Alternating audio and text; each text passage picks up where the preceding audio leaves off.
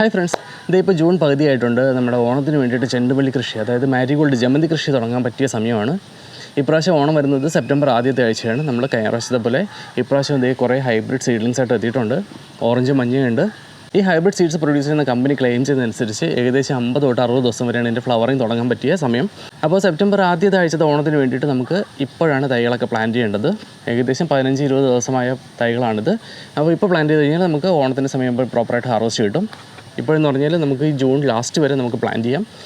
നമ്മളിപ്പോൾ ഇതിനകത്തുള്ള ഓർഡേഴ്സ് എടുത്ത് തുടങ്ങിയിട്ടുണ്ട്. ഇപ്രാവശ്യം ഓൺലൈൻ വഴിയാണ് സെയിൽ നടക്കുന്നത്. നിങ്ങൾക്ക് ആവശ്യമുള്ള കസ്റ്റമൈസ്ഡ് ആയിട്ടുള്ള കോംബോ പാക്കറ്റ്സും പിന്നെ ബൾക്ക് പാക്കറ്റ്സൊക്കെ ഉണ്ട്. ചെറുതായിട്ട് വീട്ടിലൊരു അത്തപ്പൂടാനോ അല്ലെങ്കിൽ നിങ്ങളുടെ ഹോം ഗാർഡനകത്തൊരു ഭംഗിക്ക് വേണ്ടിയിട്ട് കുറച്ച് പ്ലാന്റ്സ് ആവശ്യമുള്ളവർക്ക് വേണ്ടിയിട്ടുള്ള ചെറിയ കോംബോ പാക്കറ്റ്സ് മുതൽ 500-1000 പ്ലാന്റ്സ് വരുന്നുള്ള ബൾക്ക് പാക്കറ്റ്സൊക്കെ ഇതിനകത്ത് പ്രോഡക്റ്റായിട്ട് ആഡ് ചെയ്തിട്ടുണ്ട്. അപ്പോൾ സൈറ്റിൽ നോക്കിയിട്ട് നിങ്ങൾക്ക് ആവശ്യമുള്ളത് നേരത്തെ തന്നെ ഓർഡർ ചെയ്യാം.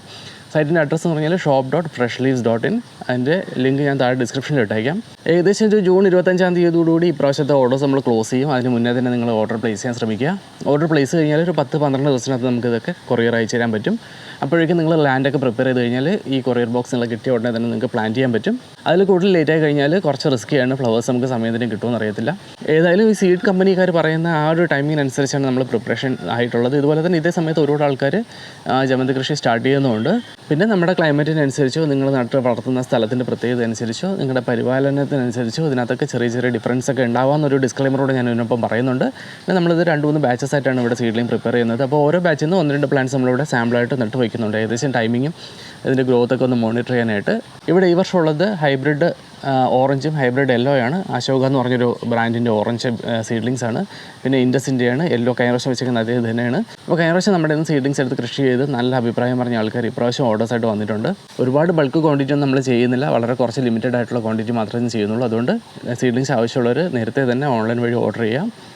ജൂൺ ലാസ്റ്റോടുകൂടി നമ്മളിതിൻ്റെ ഷിപ്പിംഗ് എല്ലാം ക്ലോസ് ചെയ്യും. പിന്നെ ഇൻ കേസ് ഇതിനേക്കാളും കുറച്ചുകൂടെ മുതിർന്ന പ്ലാൻസ് ഉണ്ടെങ്കിൽ നമ്മളൊരു ജൂലൈ 10 തീയതി വരെയൊക്കെ ഇതിനൊന്ന് സെയിൽ നടത്തും. അത് കഴിഞ്ഞാൽ പിന്നെ നമ്മൾ കംപ്ലീറ്റ് ആയിട്ട് ക്ലോസ് ചെയ്യും. നമ്മൾ ഓണത്തിന് വേണ്ടിയിട്ടാണ് പ്രിപ്പയർ ചെയ്യുന്നുള്ളത് പ്രത്യേകം ശ്രദ്ധിക്കുക. അത്യാവശ്യം നിറയെ ഇതളുകളുള്ള ഒരു ഗോളാകൃതിയിലുള്ള ഫ്ലവേഴ്സാണ് ഈ 2 വെറൈറ്റിയും പ്രൊഡ്യൂസ് ചെയ്യുന്നത്. കഴിഞ്ഞ പ്രാവശ്യത്തെ വീഡിയോസും ഫോട്ടോസും ഞാൻ കാണിച്ചു തരാം. അപ്പോൾ തൈകൾ നിങ്ങൾ വേണമെന്നുണ്ടെങ്കിൽ ഒന്നുകിൽ നമുക്ക് നേരിട്ട് വരാം. ഇത് തിരുവനന്തപുരത്ത് കഴക്കൂട്ടത്താണ്. നേരിട്ട് ഫാമിൽ വന്നിട്ട് തൈകൾ എടുത്തുകൊണ്ട് പോകാം. വണ്ടിയായിട്ട് വന്നു കഴിഞ്ഞാൽ ഇതുപോലെ പ്രോട്ടറി ആയിട്ട് തന്നെ കൊണ്ടുപോകാം. അല്ലെങ്കിൽ നമ്മൾ ചെയ്യുന്നത് DTDSC വഴി കൊറിയറാണ് അയക്കുന്നത്. കൊറിയർ അയക്കുമ്പോഴേക്കും നമ്മൾ പ്രോട്ടറിയിൽ അയക്കത്തില്ല. ഇതിൽ നിന്ന് ഇളക്കി എടുത്തിട്ട് ബോക്സിൽ അടിക്കുകയാണ് അയക്കുന്നത്. അതുകൊണ്ട് തന്നെ ഒരു 3 ദിവസത്തിനുള്ളിൽ നിങ്ങളിൽ എത്തുന്ന രീതിയിലുള്ള സ്ഥലങ്ങളിൽ മാത്രമായിരിക്കും നമ്മൾ അയക്കുന്നത്.